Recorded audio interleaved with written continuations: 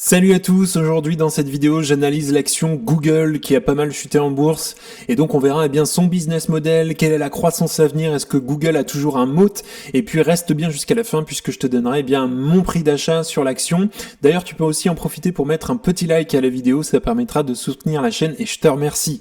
Alors si on regarde le business model de Google, il repose principalement sur la publicité numérique, mais l'entreprise évidemment a aussi diversifié ses sources de revenus à travers divers produits et puis des services. Alors je t'ai fait un petit aperçu de son modèle économique, notamment le premier, ça va être la publicité en ligne avec Google Ads notamment qui représente la majeure partie des revenus de Google, à environ 80%, et le modèle repose sur un système d'enchères publicitaires où les entreprises paient pour afficher des annonces ciblées sur des pages de résultats de recherche.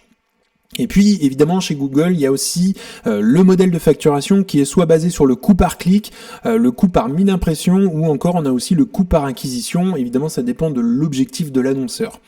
Deuxième point, c'est YouTube. On a tous été sur YouTube, on connaît cette plateforme partout dans le monde et donc ça permet à Google de générer des revenus en monétisant évidemment les vidéos par des publicités.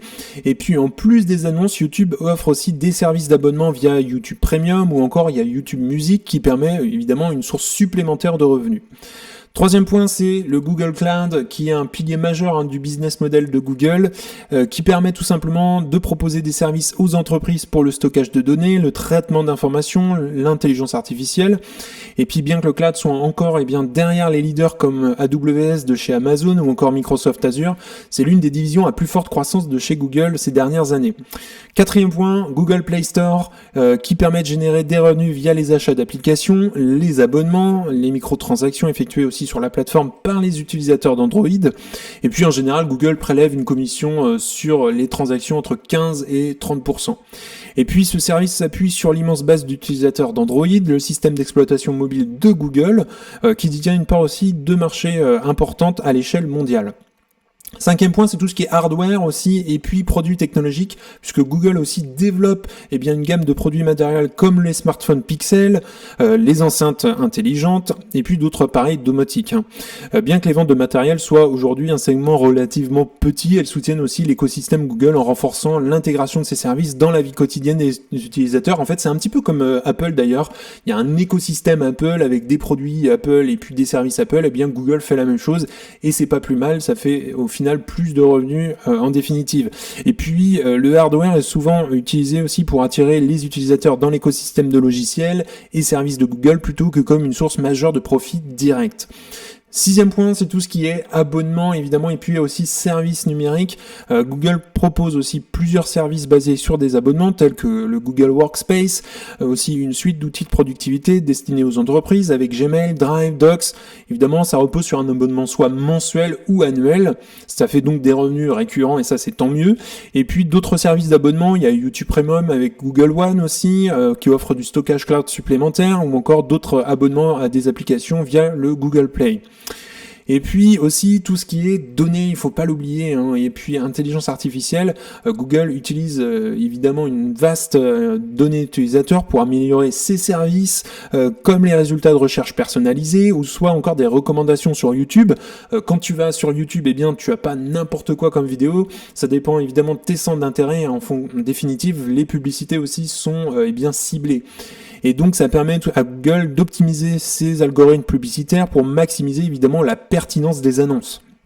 Et puis l'IA est également centrale à ces initiatives de long terme puisqu'il y a des projets comme des véhicules autonomes notamment, la recherche médicale, etc. Il y a encore évidemment des projets à venir.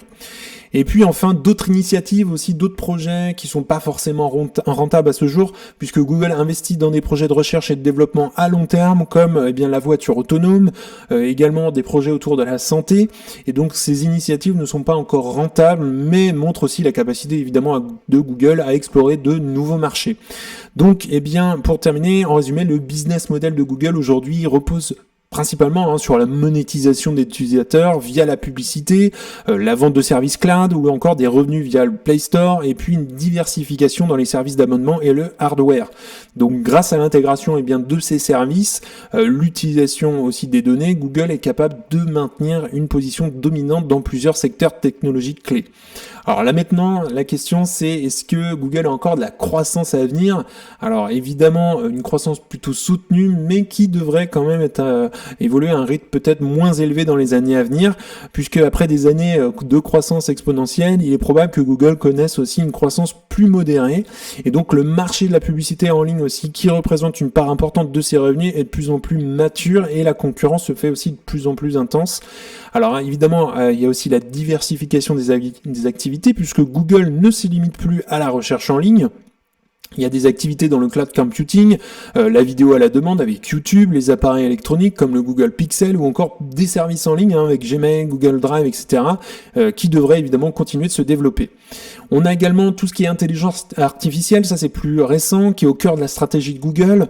L'entreprise investit massivement dans ce domaine qui devrait lui permettre de développer aussi de nouveaux produits et services, d'améliorer évidemment aussi ses algorithmes de recherche et puis d'optimiser ses opérations. Ensuite, il y a tout ce qui est enjeux éthiques et réglementation, puisque Google devrait faire face à des défis croissants en matière d'éthique et de réglementation, notamment les questions liées à la protection des données, à la neutralité du net également, et puis aussi l'utilisation de l'intelligence artificielle, qui sont vraiment au centre des débats et notamment un petit peu plus aujourd'hui. Alors, quelques facteurs clés qui pourraient évidemment influencer la croissance de Google. Il y a évidemment la concurrence. Il y a des géants de la tech comme Amazon, Microsoft, Apple et peut-être aussi des nouveaux entrants. Et on a une concurrence qui est de plus en plus forte. Ensuite, il y a les réglementations puisque les gouvernements du monde entier renforcent les réglementations du géant numérique, ce qui pourrait peut-être limiter aussi la marge de manœuvre de Google. Ensuite, les évolutions technologiques puisque les avancées technologiques pourraient créer de nouvelles opportunités de croissance, mais aussi de nouveaux défis. Et puis, il faut pas l'oublier, mais il y a les comportements aussi des consommateurs, puisque les attentes des consommateurs évoluent aussi rapidement. Google devra s'adapter à ces nouvelles attentes pour maintenir sa position de leader. Donc, on va regarder un petit peu maintenant et rentrer dans le détail de l'entreprise. On va regarder les chiffres ensemble. Alors aujourd'hui, Google, se cote à $148 à peu près en bourse. Elle a une marge nette aujourd'hui de 57%, une marge brute de 57%, une marge nette de 26%. Alors si on regarde le PI aujourd'hui, il est autour des 21, et si on regarde un petit peu l'historique de Google en bourse, on a eu quand même un plus haut en bourse à $190 d'ailleurs le 30 juin à peu près, et là elle était à un PI de 26. Si on regarde un petit peu l'historique, on voit que Google quand même a été un peu moins cher d'ailleurs dans le creux de 2022, elle était à 19 de PI et un prix à 88. Là il y avait quand même des opportunités à ce moment-là. Et si on regarde l'historique un petit peu de Google quand même, c'est une entreprise qui était quand même bien plus chère dans les années 2020, 2021 d'ailleurs et 2019, où elle s'est changée à un PI de 25 et même au-dessus de 25.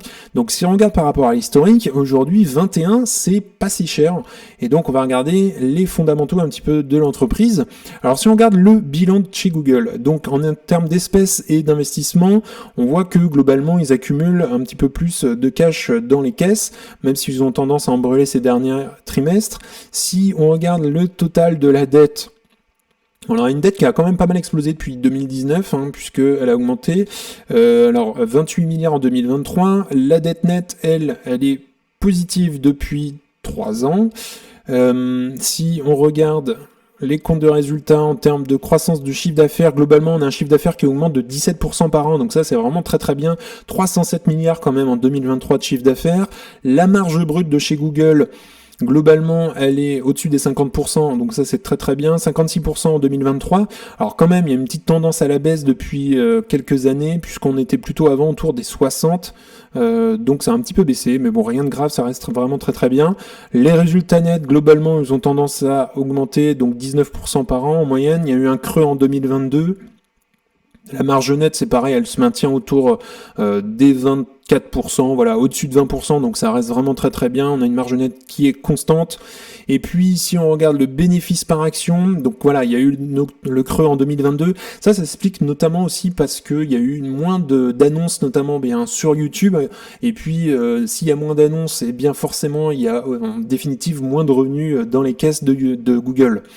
Et puis si on regarde la moyenne, donc les actions en circulation, on voit que globalement Google fait du rachat d'actions entre 2-3% par an, donc c'est vraiment très bien pour les actionnaires. Et puis si on regarde les flux de trésorerie, donc En rémunération en actions, globalement, ça a tendance à augmenter les rémunérations en actions, 19% par an en moyenne. Si on regarde en termes de dividendes, alors pour l'instant, il n'y a rien noté puisque tout simplement Google n'a toujours pas versé dividendes, mais son premier dividende a été déclenché d'ailleurs cette année, donc en 2024, donc ça apparaîtra bientôt. Si on regarde le free cash flow de chez Google, globalement, il augmente de 19% par an. 69 milliards en 2023. Alors le free cash flow, c'est ce qui reste vraiment à la toute fin quand tout a été payé, c'est vraiment le cash disponible dans l'entreprise. Et donc si on regarde les marges du free cash flow, on a des marges qui se maintiennent au-dessus des 20% globalement, donc ça c'est très bien. Voilà, en 2023, 22% de marge du free cash flow. Et pour terminer, les free cash flow par action ont tendance à augmenter, et ça c'est très bien, en moyenne de 20% par an. Donc si les free cash flow par action augmentent, c'est tant mieux pour nous les actionnaires. Et puis le cours de l'action, logiquement, monte aussi. Donc c'est tant mieux. Et puis, si on doit regarder un petit peu, est-ce que Google est une entreprise de qualité ? Globalement oui, franchement, en regardant les fondamentaux, on a une croissance annuelle du chiffre d'affaires en moyenne sur 5 ans qui est 17% par an, les free cash flow qui augmentent en moyenne de 25% par an, on a un ROCE qui est à 18%, donc vraiment très bon, et puis une tendance à se maintenir, voire même s'améliorer depuis quelques années, et on a elle peut rembourser sa dette en moins de 3 ans, donc ça c'est très bien. Elle rachète évidemment ses actions, donc c'est tant mieux. Et puis pour terminer, on a vraiment une très bonne marge du free cash flow qui s'établit à 22% en moyenne sur 5 ans, donc ça c'est très très bon. Donc Google est vraiment, je trouve déjà là, une très bonne entreprise, bien gérée avec aussi une croissance du cash, une croissance des free cash flow. Alors maintenant la question qui se pose, c'est est-ce que Google a un moat, c'est-à-dire un avantage concurrentiel durable ? Donc c'est un peu en fait comme un fossé protecteur autour d'un château qui rend difficile l'invasion de ses concurrents. Donc je t'ai fait un petit récap des principaux éléments du moat de Google. Le premier, c'est évidemment un écosystème vertueux, puisque Google a créé un écosystème où chaque service renforce les autres. Par exemple, les données collectées sur le moteur de recherche sont utilisées pour améliorer les publicités, personnaliser les résultats de recherche et puis aussi développer de nouveaux produits. Également des données massives, c'est-à-dire que Google dispose d'une quantité vraiment incroyable de données sur les utilisateurs. Ces données lui permettent aussi de mieux comprendre les besoins et puis de personnaliser évidemment les résultats de recherche et de proposer aussi des publicité ciblée. Ensuite, l'intelligence artificielle. Google est évidemment un des leaders dans le domaine de l'IA. Cette technologie lui permet aussi de développer des produits et services innovants, d'améliorer évidemment aussi ses algorithmes de recherche et puis optimiser ses opérations. Évidemment, Google, on connaît tous Google, c'est une marque vraiment puissante qui est synonyme de fiabilité, de pertinence et d'innovation. Cette réputation, évidemment, est le fruit aussi de nombreuses années d'investissement et est difficile également à égaler. Ensuite, les infrastructures, c'est-à-dire que Google possède une infrastructure technologique parmi les plus puissantes au monde, ce qui lui permet de traiter d'énormes volumes de données, de fournir des services à haute disponibilité, et puis un réseau publicitaire qui est quand même énorme, faut pas l'oublier, avec Google AdWords ou encore Google AdSense, qui sont les deux principales plateformes publicitaires en ligne, et ça permet à Google tout simplement de générer des revenus vraiment très importants et de renforcer sa position sur le marché. Alors quelques défis à l'avenir évidemment pour Google, ça va être notamment la concurrence, faut pas l'oublier, qui est de plus en plus forte, notamment avec Google, avec Amazon par exemple ou encore Microsoft, donc il faut vraiment être attentif là-dessus. On a également la régulation, puisque les autorités de régulation sont de plus en plus attentives aussi aux pratiques de Google, notamment en ce moment. Et puis enfin, on a les changements technologiques, puisque l'évolution rapide des technologies pourrait remettre en question certains des avantages concurrentiels de Google. Donc en conclusion, le mot de Google est évidemment un atout considérable quand même, ça reste vraiment une très bonne entreprise, mais il est important quand même de rester évidemment vigilant face aux évolutions du marché ou aux nouvelles menaces. Alors pour conclure, moi aujourd'hui je suis déjà investi dans Google, donc Alphabet en bourse, et donc à ce jour j'aimerais aussi renforcer ma position, mais pas à n'importe quel prix. Donc d'ailleurs, petit instant promotion, si tu souhaites aller plus loin, tu peux accéder aussi à ma watchlist, donc avec les prix d'achat cibles, donc ça le lien il est en description, et puis également tu bénéficies d'une réduction de 25% avec le site FastGraph que j'utilise également pour analyser mes actions. Donc également, si tu souhaites utiliser FastGraph, tu as 25% de réduction et le lien il est également dans la description. Si on regarde Google, la valorisation, eh bien aujourd'hui, donc sur PhaseGraph, on a eu un beau pic, une belle montée de Google qui est montée quand même à 190 $ le 5 juillet quand même, faut pas l'oublier. Donc c'était il y a pas si longtemps que ça, à 28 de PI, donc ça reste quand même un point assez haut et c'était une entreprise qui est quand même assez chère, mais en quelques mois, en quelques semaines même, elle est quand même bien dégringolée. Et là aujourd'hui, on est sur quelque chose de plus raisonnable, c'est-à-dire un PI de 21 et elle cote à 148 $. Donc si on regarde le forecast un petit peu de Google, et si on se projette un tout petit peu, j'ai mis un PI de 20 et puis on va mettre une croissance, elle est vraiment raisonnable et puis assez conservatrice autour des 10%. Donc si on la paye aujourd'hui 148 $ avec une croissance estimée dans les années à venir de 10% par an, et bien aujourd'hui en la payant à ce prix-là, on pourrait avoir un retour sur investissement annuel de 11,62% sans les dividendes d'ailleurs. Donc ce qui est vraiment pas mal. Donc moi à ce jour, eh bien je vais renforcer évidemment Google sous les 150 $ puisque mon prix cible c'était 150 $ justement dans ma watchlist. Et donc j'aimerais renforcer au fur et à mesure que l'entreprise continue de baisser. D'ailleurs n'hésite pas à me dire si tu es investi dans l'entreprise, tu peux commenter ça juste en dessous de la vidéo. Qu'est-ce que tu penses de Google ou si tu vas investir dans Google? Si tu souhaites d'ailleurs apporter bien une expertise sur l'entreprise, eh bien tu peux le faire également en commentaire. En tout cas, eh bien on en a fini pour aujourd'hui. N'hésite pas à liker la vidéo, à t'abonner, ça fera grandir la communauté et puis ça me soutient également. Si tu souhaites regarder un autre épisode, tu peux cliquer juste ici. En tout cas, je te souhaite une excellente journée et à bientôt pour une prochaine vidéo. Salut!